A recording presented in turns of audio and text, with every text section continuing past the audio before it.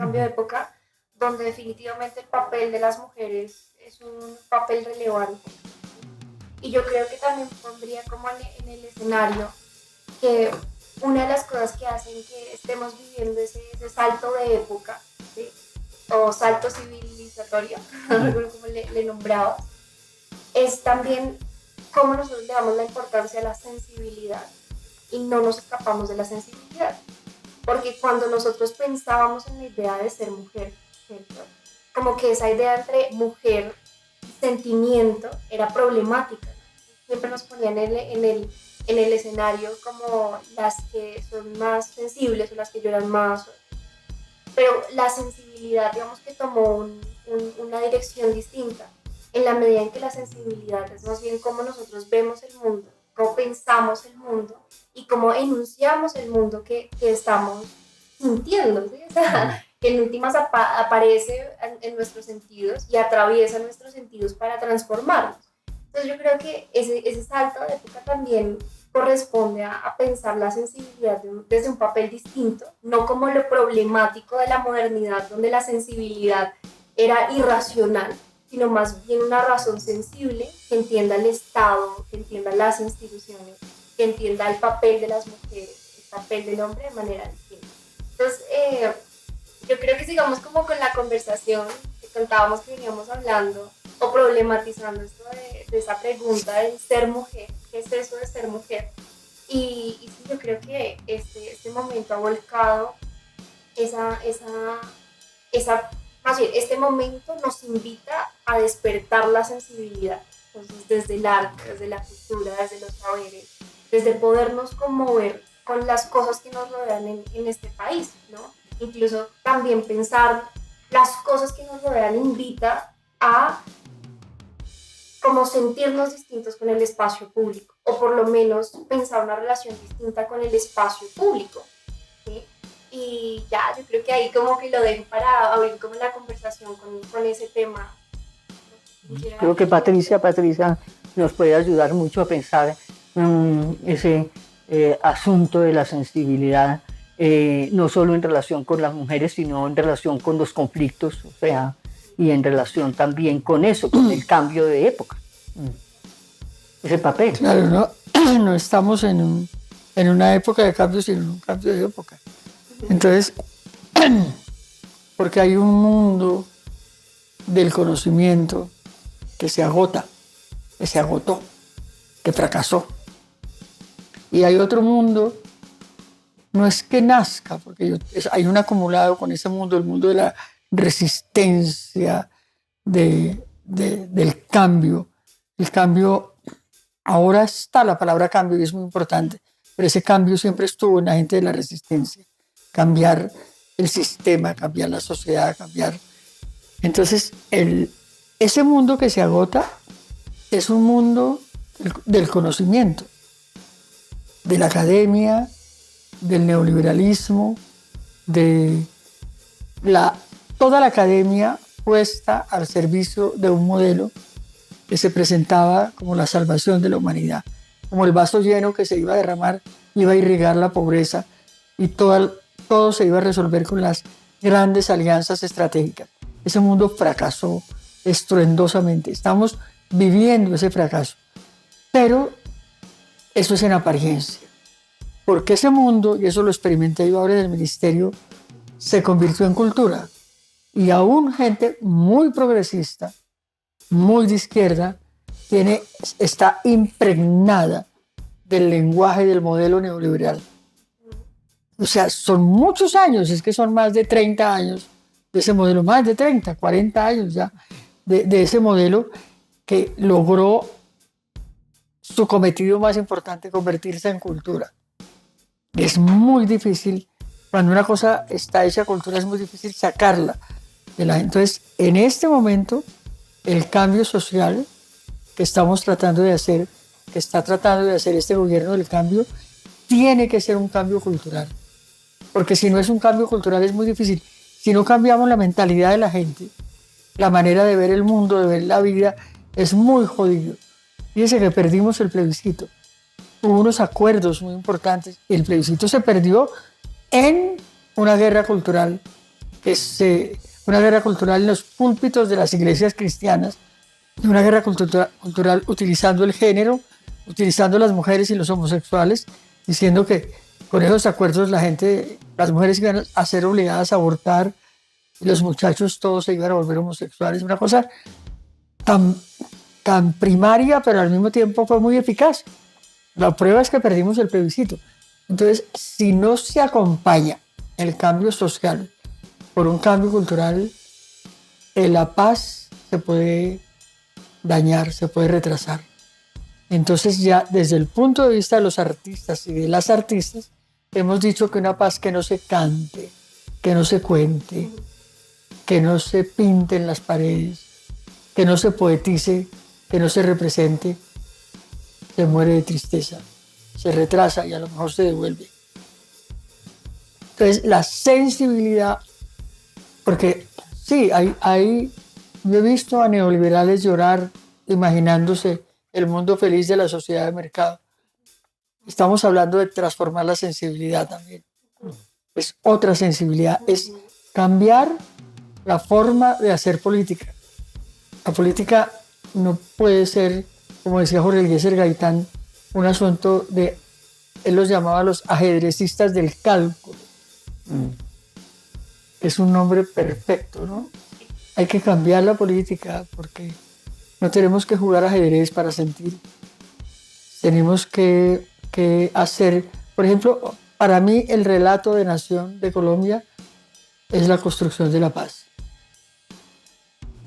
Y si no logramos una cultura de paz que haga que la paz se coloque en el relato de nación y en el corazón de la gente, va a ser muy difícil. Es decir, lo que está en la cultura es muy difícil de cambiar. Entonces necesitamos que la paz se vuelva cultura. No se vuelva, ay, qué chévere la paz está allá, yo estoy aquí. No, yo soy la paz. Y si la paz se vuelve cultura, no hay necesidad de hablar ni siquiera de paz, porque ya está en mí. Eso es lo que yo creo. Hay que cambiar la sensibilidad, que es cambiar la mentalidad.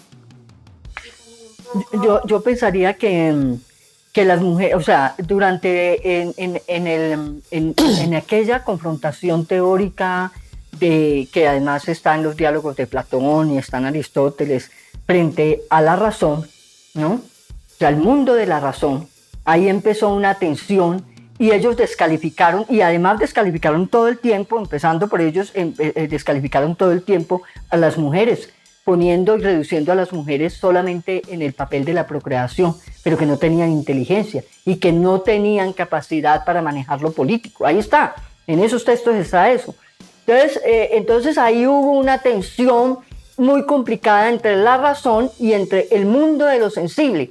Y me voy a atrever a decir algo y no sé, pues Patricia puede armar un debate y sería bien interesante, que son precisamente las mujeres las que logramos que se cambiara la desvalorización de lo sensible, del mundo de lo sensible. Porque el mundo de lo sensible, a partir de esas teorías y a partir de esa filosofía y a partir escrita por hombres, puesta en lógica patriarcal, el mundo de lo sensible era el mundo de lo ridículo, el mundo del lloriqueo, pero no tenía nada que ver ni con la ciencia, ni con la política, ni con el arte, no, eso era la razón. Entonces fuimos las mujeres a quienes nos desvalorizaron también por eso, por expresar a flor de piel ese mundo de lo sensible, por traerlo a flor de piel ese mundo de lo sensible, quienes logramos que en estos momentos podemos ir cruzando la etapa o la era de la desvalorización de lo sensible y valorar lo sensible como un asunto enormemente importante y como un asunto que también hace parte de la razón. O sea, es que poner el mundo en blanco y negro es muy complicado, que hace parte también de la razón y de la inteligencia. Claro, pero es que a las mujeres las confinaron a la casa, que cuidaran los niños, las maticas, hicieran la comida. Y esa sensibilidad fue condenada, como dice Sheila, fue fue minusvalorada. Ay, ella ya tan linda con las florecitas que cuida a los niños, qué ternura de mujeres, ¿no es cierto? Pero lo que pasa es que los hombres se lo perdieron, digamos, y también hicieron que las mujeres perdieran el sentido de lo político, porque estaban encerradas en la casa. Todo el problema está en la casa. Rita Segato habla de porque antes la sociedad vivía en comunidad, como vivían los indígenas. Pero cuando ya hay casas, entonces tú en la casa ya tan divina con los niños que te ves, ¿no es cierto? Y entonces la política para los hombres, el cuidado de los niños para las mujeres. Entonces no hay que abandonar el cuidado de los niños. Entre los dos tenemos que cuidar a los niños y entre los dos tendríamos que hacer la política. No confinar a nadie. Tan subvalorada estuvo mucho tiempo la sensibilidad. Hoy en día también, ¿no? Pero creo que por lo menos ya está entrando en el escenario, en el debate, de este tema de la sensibilidad. Incluso también, y me atrevo a decir esto también de manera hipotética, hablar del proceso de paz en Colombia, o por lo menos a mí me tocó vivir, o el primer político tal vez que yo recuerdo, de manera muy lúcida fue Santos, y a mí me toca vivir una época en el colegio donde hablábamos de la paz. De la paz como que nos puso a nosotros como juventud en un escenario distinto, de pensar una Colombia distinta y relacionarnos en la Colombia de manera distinta. Y entonces esto lo digo porque leyendo un libro, estos libritos que sacó la Comisión de la Verdad de palabras, que a propósito de esas palabras hacían como ensayos, leí así de manera, es bonita incluso la historia porque estábamos en el salón de clase, esto ya fue en la universidad, y el profesor llevó los libros, entonces, ¿quién quiere tomar cada libro? ¿No? Y tomó uno que dice respeto, la palabra bonita, respeto. ¿Leíste lo que yo escribí? Sí. Pero tengo que decir que el que más me conmovió, el ensayo que más me conmovió, el que está ahí, es el que habla de la escucha. No recuerdo muy bien ahorita el autor, pero me pareció tan bello porque, claro, nos pone en el escenario de la escucha como, otra vez, ¿no? La idea de lo sensible como algo subvalorado, ¿no? Y entonces, claro, nosotros no utilizamos la escucha como un sentido que está vivo, está lúcido, sino lo relegamos. Y entonces no nos pensamos qué es eso de escuchar mal. Ni siquiera podemos imaginarnos qué es escuchar mal, ¿sí? Y creo que digo esto desde una época, tal vez, donde comienza a hablarse de paz y me toca a mí vivir, digamos, la paz de una forma distinta, ¿sí? Claro, pensar en la escucha o lo que implica la escucha en un proceso de paz es poner en el escenario la sensibilidad. Y eso es lo que trae la paz, ¿no? La construcción de paz en un país donde ha estado completamente atravesada por la guerra. Entonces, puedo decir que el que más me conmovió fue sobre la escucha, porque él decía como nosotros ni siquiera nos preguntamos qué es escuchar mal, o qué tan siquiera es la buena escucha, porque estamos siempre en el mundo de los políticos que hablan, en el mundo de los académicos que hablan, pero no prestamos atención a los que escuchan. Y dice, y por un ejemplo ahí bellísimo, es que ni siquiera cuando tenemos niños pequeños en la casa podemos imaginar cuáles son sus primeras escuchas, sino siempre pensamos en sus primeras palabras. Claro, las primeras palabras de los niños normalmente es mamá, por el lenguaje materno, pero no pensamos en esta idea de la escucha. Entonces digo esto de la sensibilidad porque creo que definitivamente Colombia está dando un salto está construyendo una nueva historia que, claro, recoge cosas del pasado, pero que también se está pensando nuevas palabras y con estas nuevas palabras, nuevas formas de relacionarlo, que viene muy acompañado de esta figura o esta idea de que es eso de ser mujer, ¿sí? Que las mujeres definitivamente hemos puesto en el debate político, que somos sujetas políticas, que estamos involucradas con la construcción de un país en paz, un país sensible, que se conmueve y que le puede ver el rostro al otro, ¿no? Que pone, y me evoco al proceso de paz, porque el proceso de paz puso a enfrentar a la víctima con el victimario, diciéndole, tal vez yo fui el que mató a su hijo, a su hija. Entonces puso como también a vernos a los ojos, cosa que la guerra nos quitó, de poder vernos a los ojos, y entonces ya no nos vemos como enemigos, o estamos dando ese salto de ya no vernos como enemigos, sino vernos como iguales, porque tú no puedes matar a tu igual. Y por eso o sea, me hacen como que recordar esto que leía de ese librito de la Comisión de la Verdad, la palabra respeto, donde creo que estamos rescatando la sensibilidad de una forma distinta, una forma en la que construimos un país y formas de relacionarnos, ¿no? Que distintas. Mira, el tema de la escucha me parece un tema tan interesante y digo que lo voy a intentar ubicar en épocas y su desarrollo, ¿no? Digamos que inicialmente eso ha sido recurrente. O sea, ese asunto ha sido recurrente y los pensadores, por ejemplo, de la antigüedad, hay relatos en la historia de que es Homero, se arrancó los ojos para poder pensar. O sea, la escucha. La escucha, arrancó los ojos para poder pensar. Entonces, y eso se va desarrollando. Edipo, claro. Y eso se va desarrollando y está también en Dante, está en todas las grandes obras de la literatura y de la tragedia, ¿no? Y digamos que eso se va desarrollando y llega ya, digamos que en esta contemporaneidad, para no usar el término de la modernidad, que me parece muy complicado porque es que la modernidad está muy ligada al desarrollo del capitalismo y a lo que hablábamos ahora de esa crisis del capitalismo, de la etapa apocalíptica del capitalismo. Y es Foucault, y entonces se mete en el tema de la otredad. Y la escucha tiene que ver con eso, con que yo reconozco al otro. Hay un otro, hay una otra. El problema es que en el asunto de esta disputa tan complicada en las relaciones de poder, la otra siempre es la mujer. Esa es la otra, o sea, la que no existe. Porque se supone, o sea, Foucault lo que trata en su obra es eso, es decir, hay un otro, hay una otra, y esa otra hay que escucharla. Pero la otredad, son las mujeres. Nunca, ni el no lugar, la no escucha y el silencio, esa frase tan que la trabajamos tanto en los talleres, calladita te ves más bonita. Pero las mujeres han escuchado siempre. O sea, ellas son las que escuchan y las que no hablan.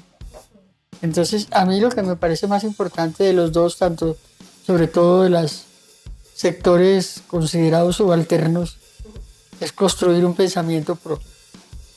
Porque la escucha es muy relativa también. La gente aquí escucha todo el día noticias. Todo el tiempo escucha la televisión. Todo el tiempo escuchan al papá, al marido, al profesor o a la profesora. Todo el tiempo están escuchando. Entonces, si esa escucha no tiene el oponente, que es hablar, o sea, yo te escucho, pero también yo puedo hablar. Entonces, hay un intercambio de saberes, un intercambio de palabras, una conversación, unas contradicciones. Pero la sola escucha es muy difícil. Entonces, a mí me parece, yo siempre pienso en el movimiento mujeres, en el movimiento de artistas, cómo construir un pensamiento propio nosotros, latinoamericano, decolonial, no chauvinista, por supuesto, pero un pensamiento propio. Que lo que está haciendo Petro ahorita es verdaderamente deslumbrantes, sus discursos de la época, por ejemplo. Pero esos discursos él también los tiene que volver conversación. Si no se vuelven conversación, se vuelven monólogos. Entonces, eso es lo importante. Yo creo que es muy importante escuchar para hablar, no escuchar para callar, escuchar para hablar. Entonces, cuando a mí me propusieron escribir el ensayo sobre respeto, yo empecé diciendo lo que no respeto, porque también hay una cosa con el respeto que a mí me revienta los hígados. O sea, yo tengo que respetar al paramilitar, tengo que respetar a Uribe, tengo que respetarlos si quiero que haya paz. Entonces, a mí me gusta más la palabra convivencia. Pues yo puedo convivir, supongamos que yo vivo en este apartamento y que al frente vive un paramilitar. Mientras ese señor no me haga daño, mientras no me agreda, yo puedo convivir en el edificio. Yo tampoco le voy a hacer daño. Que si lo quiere juzgar la justicia, que lo juzgue. pero a mí no me pueden obligar a que sea amiga de él. Eso ya es la relación entre perdón y... Es una palabra también, esa palabra perdón tiene tanto de... Es decir, el perdón está en la juridicidad internacional. El Estado ahora le tiene que pedir perdón a la Unión Patriótica. Es decir, sí, el Estado fue responsable por acción, no por omisión, porque la omisión es, ay, que no se dieron cuenta, pobrecitos, ¿no? No, pobrecitos no, son responsables absolutamente y tienen que pedir perdón, pero ese es un perdón distinto.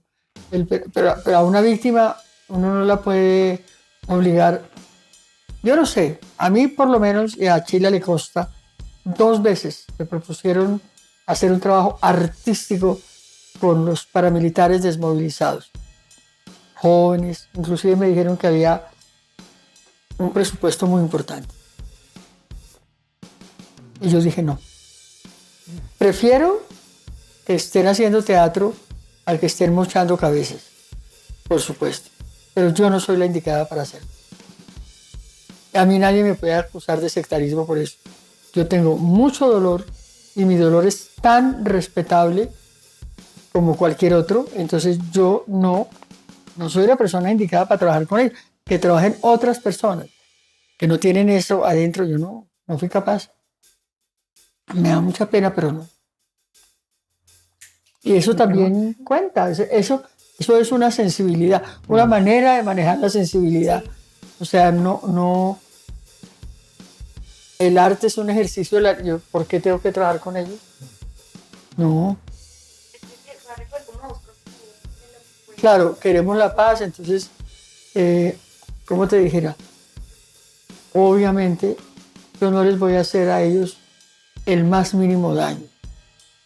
O sea, si hay paz y si la justicia obra, maravilloso, no voy a hacerle daño a una niña de un paramilitar si la tengo que ayudar. Y si lo tengo que ayudar a él en un accidente, lo ayudo. Pero no me pueden obligar a ser su amiga ni a ser su compañera. No. Yo escojo a mis amigos, escojo a mis compañeros. No quiero ser amiga de ellos. Sí, eso... pues ese asunto del perdón también yo pienso que a usted le consta, ¿se acuerda? Usted claro. Estaba feliz porque primero me dijeron hay una plata muy importante. Una plata muy importante. Entonces, no sé, yo... ese asunto del perdón me parece muy, muy complejo realmente. Porque de corazón hemos visto también... mujeres y fundamentalmente mujeres, fíjate. Yo no he visto mucho los hombres entre ellos perdonándose. Porque el relato que cuenta un paramilitar o un miembro del ejército responsable de los falsos positivos son hombres. ¿Y a quién se lo cuentan? Pues a la mamá, que perdió su hijo. Entonces es una mujer. O que perdió su hermano, o que perdió su esposo. Yo estaba con una señora que le mataron 4 hijas. Ella estaba en mi casa. Y la encontré ahí sentada, calladita. Le dije, Blanquita, ¿qué le pasa? Yo acabo de hablar con el asesino de mis hijas. Yo me quedé absolutamente paralizada. Le dije, ¿y eso? Dijo, está en la cárcel. Y me llamó y me dijo que él sabía dónde estaban los cuerpos de las niñas, que yo había estado muy cerca porque ella se iba a escarbar la tierra allá del Putumayo. Es una historia tan dolorosa. Y entonces, esa es una historia desgarradora. Entonces yo le dije, ¿y usted qué le dijo? Entonces él me dijo que él no podía dormir, que lo perdonara. Le dije, ¿y usted lo perdonó? Me dijo, sí. Yo le dije que lo perdonaba si me decía dónde estaban las niñas. Le dije, ¿sabe qué, Blanquita? Ya vengo. Yo me tuve que salir de la casa a llorar porque no quise llorar delante de ella porque era muy difícil. No fue que le mataron 4 hijas. Y ella estaba como ida. Ella estaba sentada, pero en un sofá a la orilla. Y después yo la acompañé, organizamos que la traída de los cuerpos de las niñas. Ella estaba convencida que le iban a traer las niñas. Yo no sé por qué, decía que yo le podía ayudar con 4 vestidos de primera comunión, que ella me daba las tallas. Ay, no, era una conversación tan absurda y tan dolorosa y al mismo tiempo tan tierna, que ella quería unos vestidos de velo blanco. Y yo le dije, sí, Blanquita, yo le hago los vestidos de velo blanco. Y esos señores que me dijo, no, él me dijo que él necesitaba, claro, esa señora también era muy cristiana, o es, porque ya está viva. No, muy doloroso. Entonces, yo no sé, sí, claro. Muy respetable el perdón, pero ella le dijo, ¿lo perdono? Sí, me dice. Claro, ella se lo condicionó, eso es muy importante. Hay unos cuentos.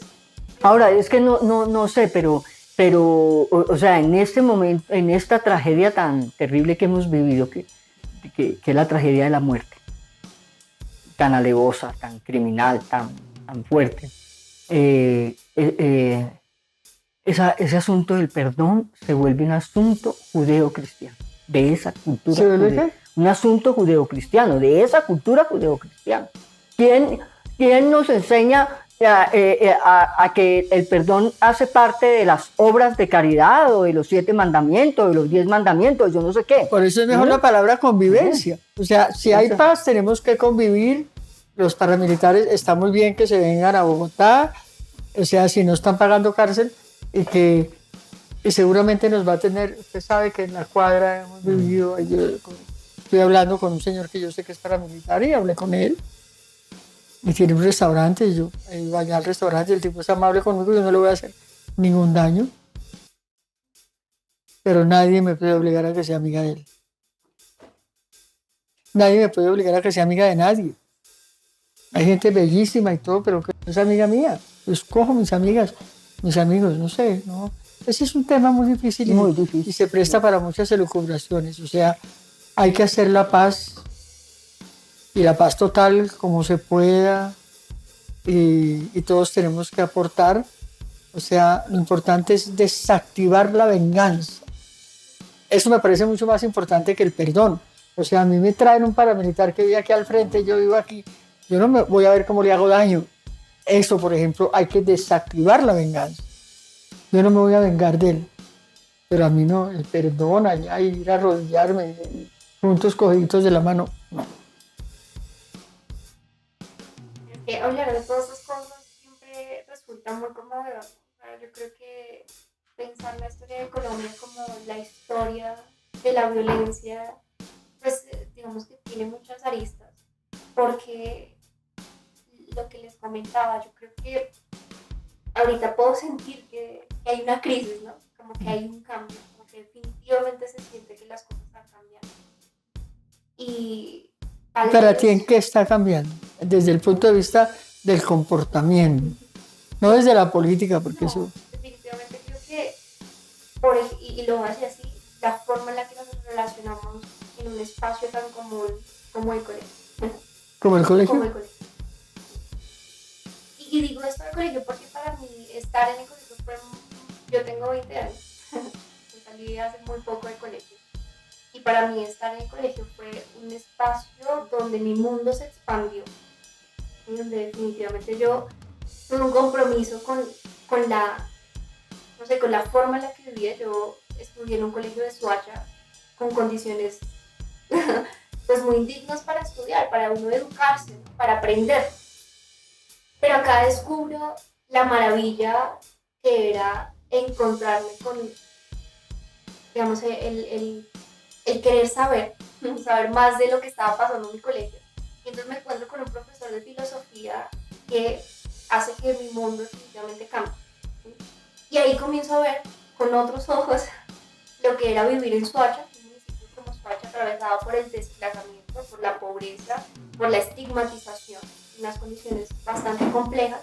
Y entonces ahí me encuentro con reconocer, por ejemplo, me tocó estudiar con compañeros desplazados y desmovilizados.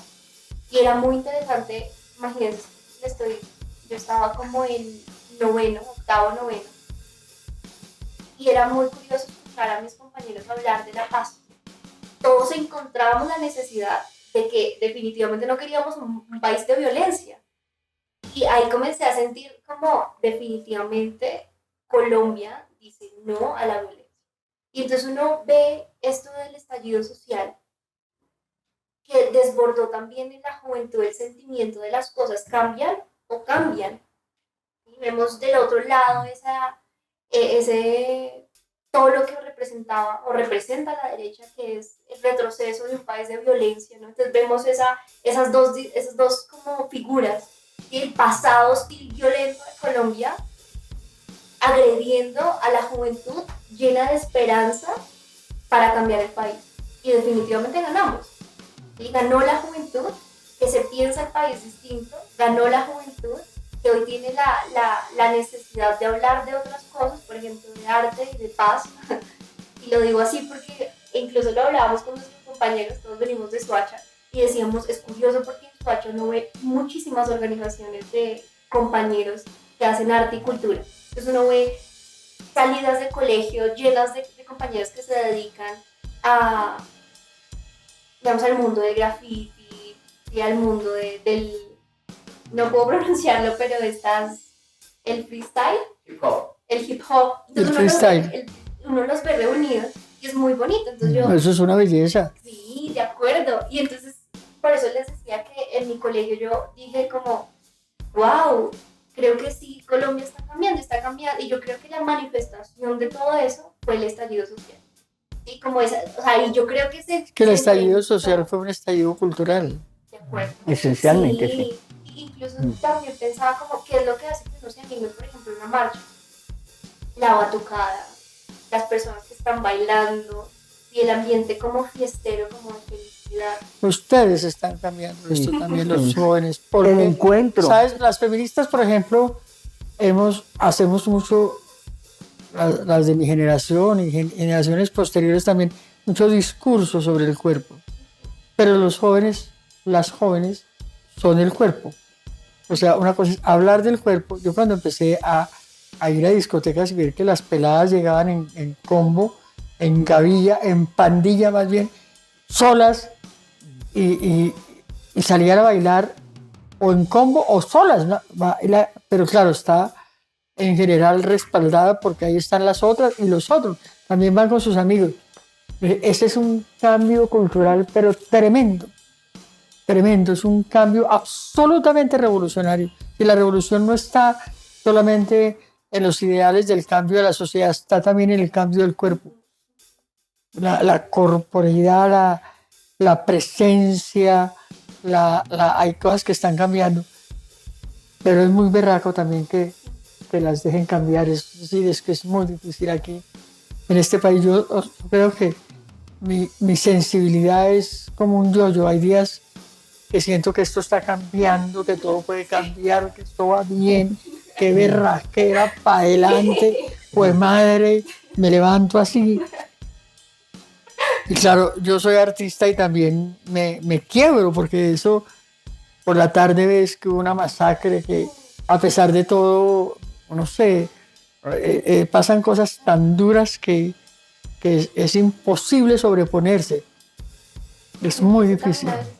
Mi nieto, yo tengo un nieto que es mayor que tú. Y el otro día le conté una cosa. Yo no sé, yo estaba hablando con Catalina de un problema que hubo en la Candelaria porque hay un joven que acabó de entrar que él tiene también tu edad, como 20 años, 21 años, y tiene un problema de discapacidad muy notorio. Digamos, tiene un problema con una pierna cojea, digamos. Chila, y yo le estaba contando a Catalina.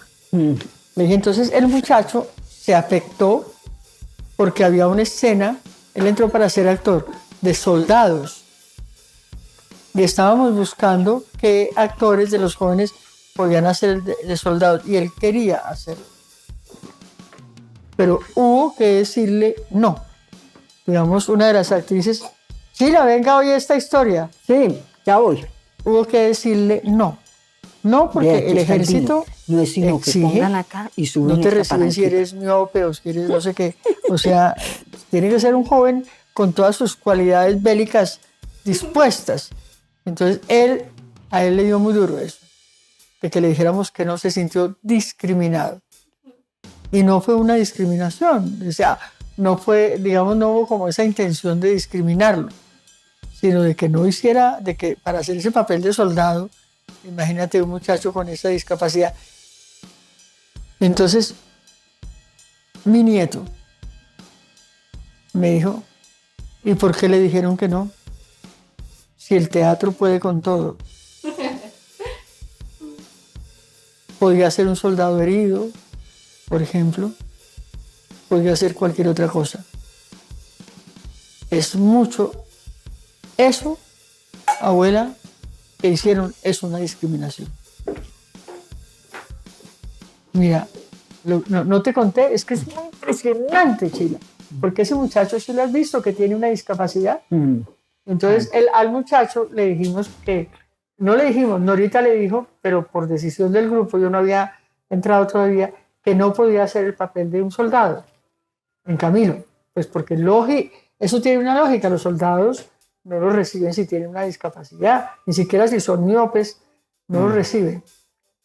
Entonces a él se le dijo que no y él se sintió muy herido, le dolió mucho que no lo hubiéramos, que el grupo no lo hubiera aceptado para hacer ese papel. Entonces yo estaba contándole eso a Catalina, ni siquiera él me dijo, a mí sí me parece una discriminación, dijo Simón. Ah, dijo Simón. Sí. Yo le dije, no es una discriminación, Simón. Es que, imagínate, se vuelve otro problema. Ahí estamos hablando de Camilo.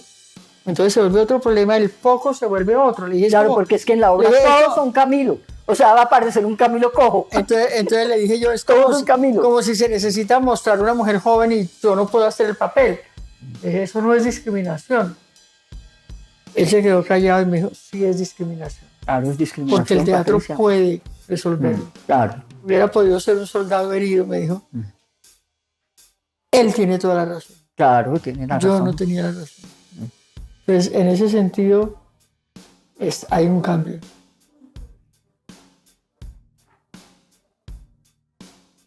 Sí, yo pienso que de todas maneras, yo vuelvo otra vez a las mujeres. Creo que las mujeres han empujado mucho ese cambio.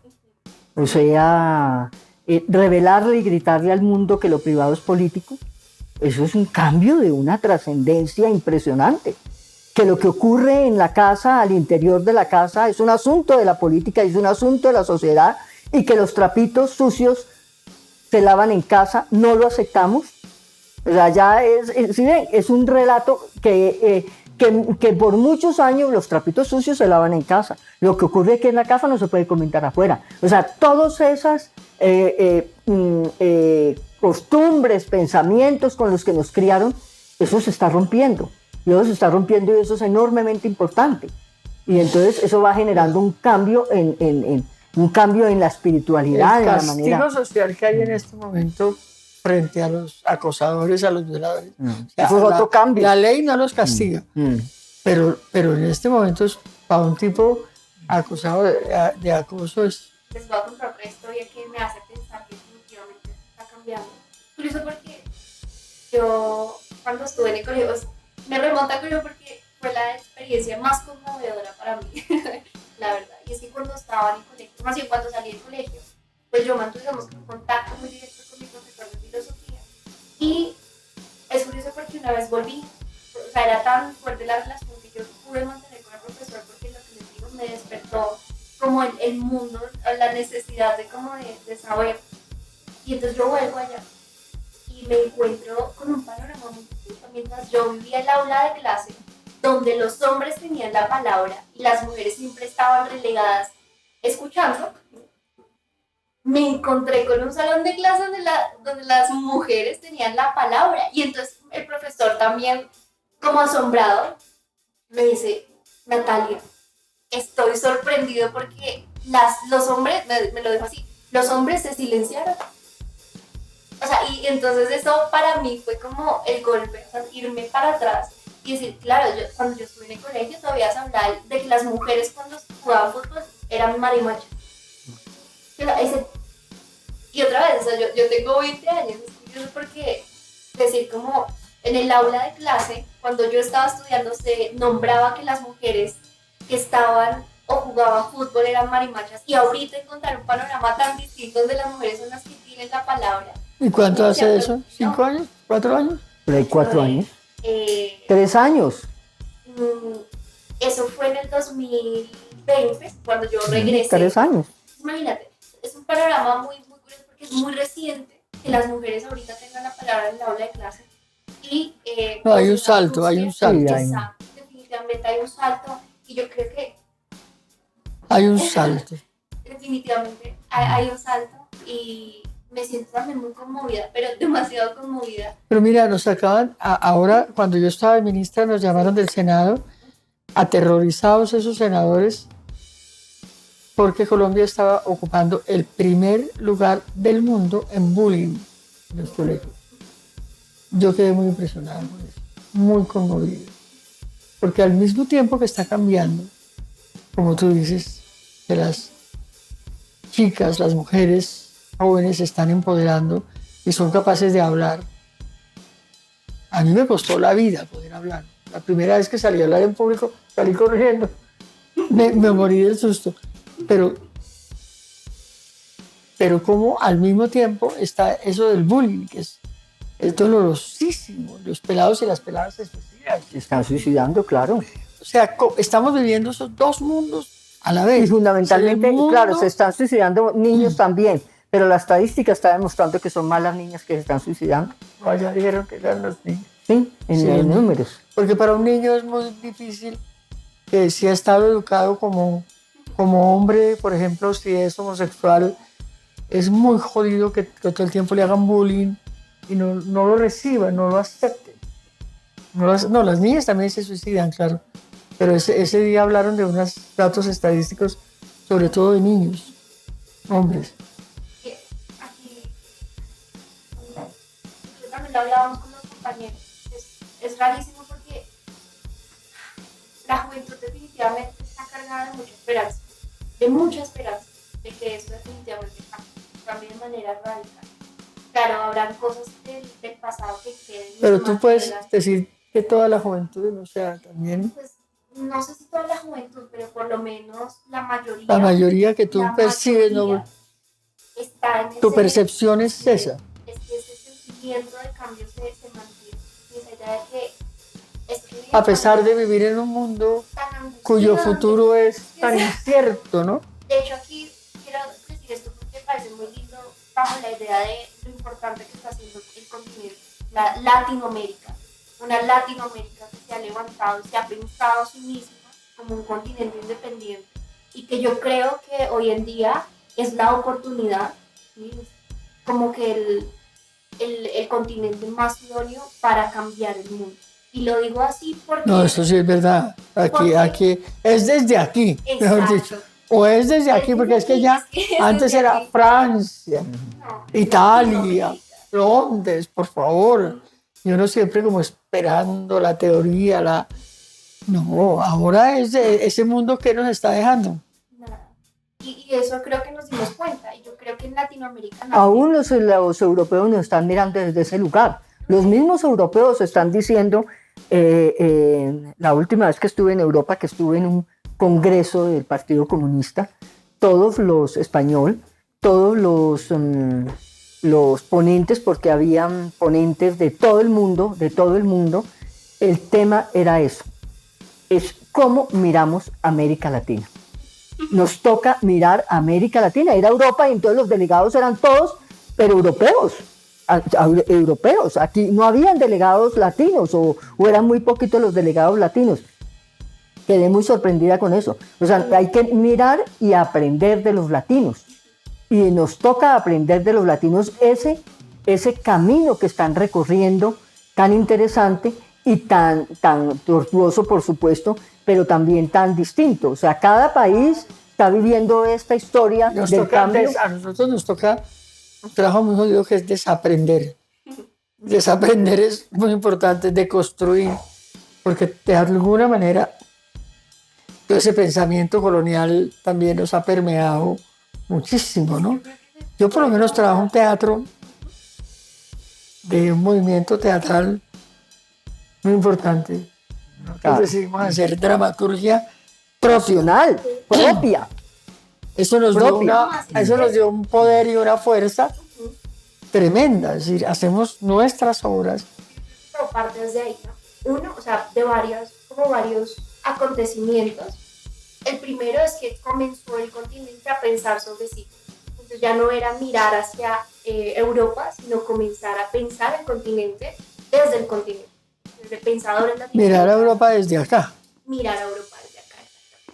Lo segundo que yo creo muy importante es que comenzó a generarse una nueva forma de hacer política, una nueva relación con las instituciones. Incluso aquí pensemos en la figura de lo que es Gustavo Petro.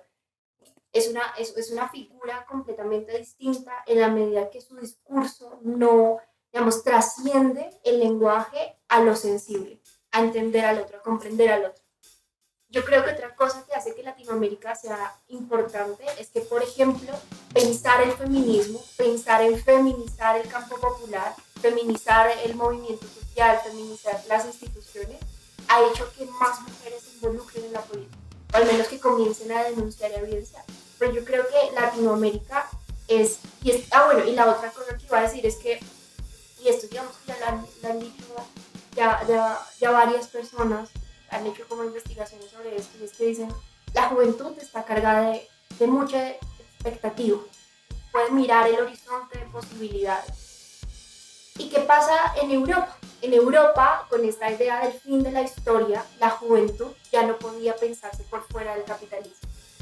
Pero ¿qué pasó en Latinoamérica? Por la historia de Latinoamérica, la juventud latinoamericana se levantaba porque, claro, la historia estuvo marcada por dictaduras, por guerras internas, por ver el enemigo interno. Entonces, una juventud que se levantó y tenía que sí o sí ver un país o ver un continente distinto, porque definitivamente veíamos nosotros el desastre que era el capitalismo. Y mientras en Europa hablaban de las grandes ciudades, Latinoamérica tenía que recoger toda la basura que era pensar el gran capital, el neoliberalismo. Nosotros recogimos toda esa basura. Pues mira la guerra ahorita Rusia-Ucrania. Entonces, ¿cómo es posible? Yo tengo tantos amigos en Europa y tantas amigas humanistas, de verdad. ¿Cómo es posible que en Europa no haya una movilización masiva? Hay movilizaciones, no se puede absolutizar tampoco totalmente, pero en el mundo, pero en general la guerra cultural de Rusia-Ucrania la ganó el capitalismo. O sea, en este momento la misión de la humanidad capitalista es acabar con Rusia, y si le pueden tirar una bomba atómica, se la tiran, y mucha gente va a decir, bien hecho. Es una cosa de un nivel de atraso que yo no me lo puedo imaginar, no solo no lo acepto, sino que no lo imagino. O sea, ¿qué importa quién empezó, cómo empezó, para dónde va, si tenía razón o no tenía razón? Lo importante es parar la guerra y punto. Punto. Y hay que pararla. Nosotros y parar la guerra colombiana también, porque esto también nos está matando. No nos está matando solamente las balas, nos está matando la guerra, nos está matando la sensibilidad, nos está matando anímicamente. Y yo creo que por eso es como el contraste, ¿no? Por un lado, yo puedo decirles que siento también que está cambiando. Las calles estaban llenas. Entonces, y mucha gente caminaba a coger el Transmilenio, y dije, nada, toca caminar a coger el Transmilenio porque el taxi no se va a coger aquí. Y entonces ¿Y estos muchachos por qué no hablan? Con los técnicos. No son los técnicos, son unos muchachos. ¿Sí?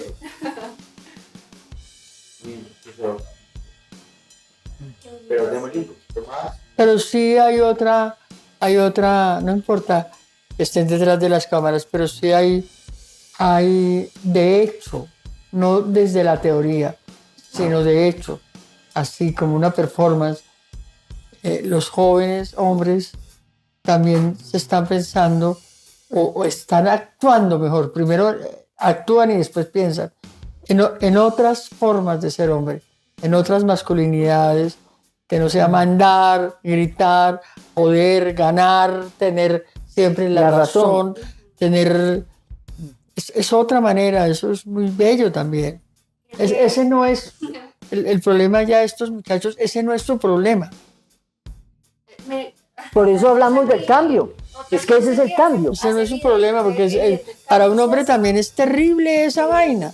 Siempre tener que tener no, eso... Yo creo que ahorita me he rodeado digamos, de hombres que han sido sus prácticas muy distintas tal vez a lo que yo estaba acostumbrada a la figura de ser hombre, porque en mi casa yo soy la única mujer de 2 hermanos mayores, pues de mi papá y de mi mamá, que hasta de cierta forma ejercía como cierto poder en mí, y digamos que ahorita que lo veo desde otros ojos entiendo su contexto y entiendo por qué su actitud conmigo. Y es muy bonito porque por ahí veía un tuit que decía como a nosotros el psicoanálisis nos enseñó que teníamos que reconciliarnos con la figura del padre, como esa figura del padre castrado.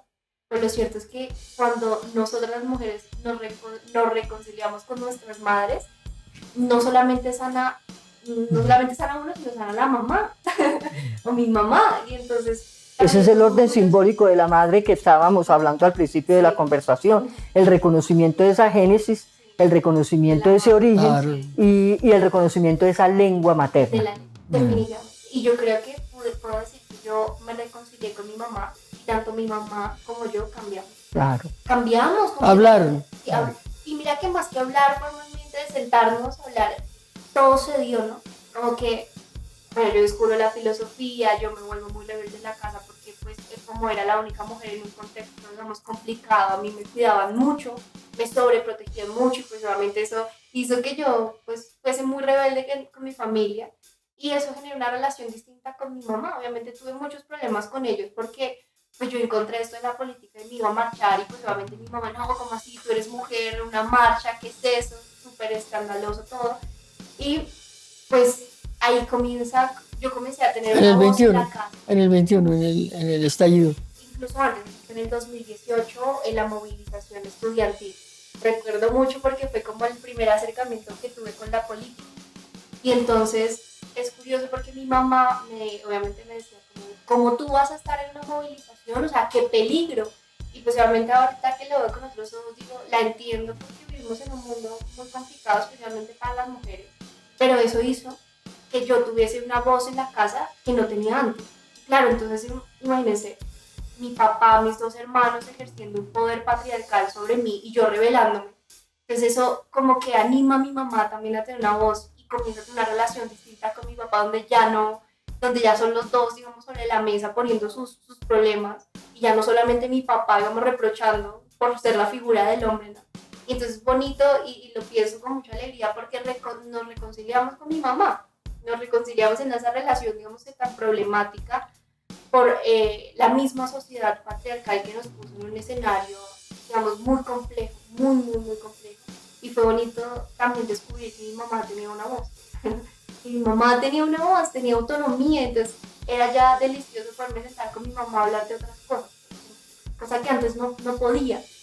Entonces es bonito eso porque creo que parte también de cómo nosotros nos comenzamos a relacionar con nuestra familia, o por ejemplo con las figuras masculinas.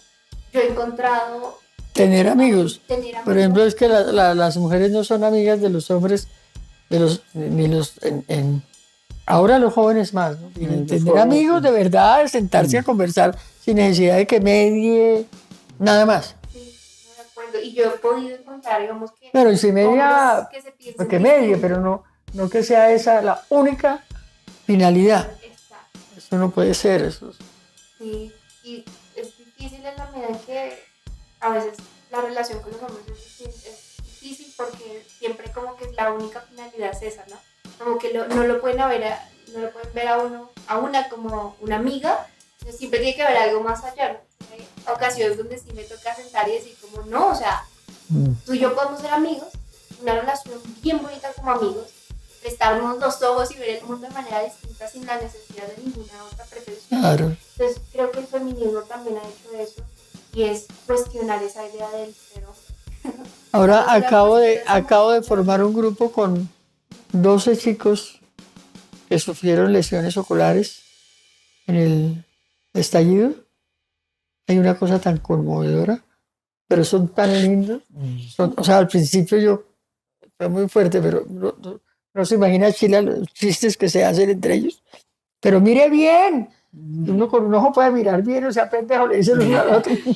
Que salieron a hacer una improvisación de un baile. Y dijo, ay, pues usted puede que le falte un ojo, pero tiene pierna, salga a bailar. Entre ellos se hacen unos chistes, son divinos. Pero al mismo tiempo, muy fuerte. Han perdido un ojo es muy tenaz. Eso me conmovió tanto. Y ahora llegaron unos pelados de la primera línea a hablar conmigo. Mañana me voy a ver con ellos.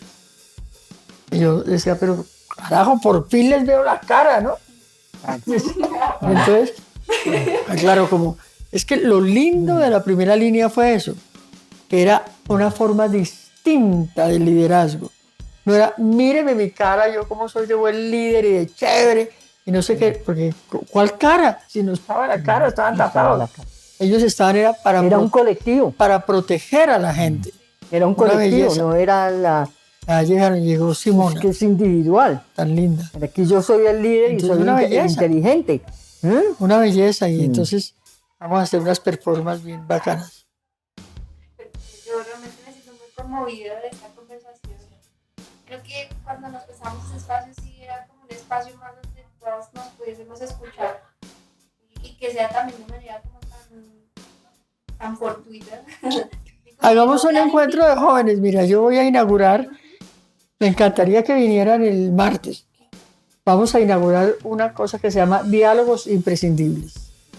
Entonces vamos a conversar María Jimena Duzán, Gloria Cuartas y yo sobre la cultura de paz. Pero la conversación que sigue me encantaría hacerla con los jóvenes. Que hablar con los jóvenes es porque yo creo que los jóvenes con el estallido social cultural, diría yo, lograron entrar al relato de nación, de donde estaban absolutamente excluidos. Hoy en día, hasta un proyecto de la derecha tiene que contar les queda con muy berraco decir no nombrar a los jóvenes. Porque las mujeres ya a trancas y a muchas con muchas dificultades, pero yo creo que hemos logrado un lugar. Es muy difícil. No quiere decir que sea fácil, pero ya es como políticamente incorrecto hablar, no incluir a las mujeres en un proyecto, en un plan nacional, así no les guste, pero les tocó, pero tienen que comer. Y ahora los jóvenes, es imposible también no nombrarlos ni nada. El plan de desarrollo tiene entonces unas cosas muy quiere decir que son ahora sujetos y sujetas de la política y del cambio. O sea, son nombrados ya a nivel desde el Estado, tienen que ser nombrados. La presidencia en este momento se ocupa de los jóvenes, los ministerios se ocupan de los jóvenes, los medios de comunicación se ocupan de los jóvenes, los partidos se ocupan de los jóvenes.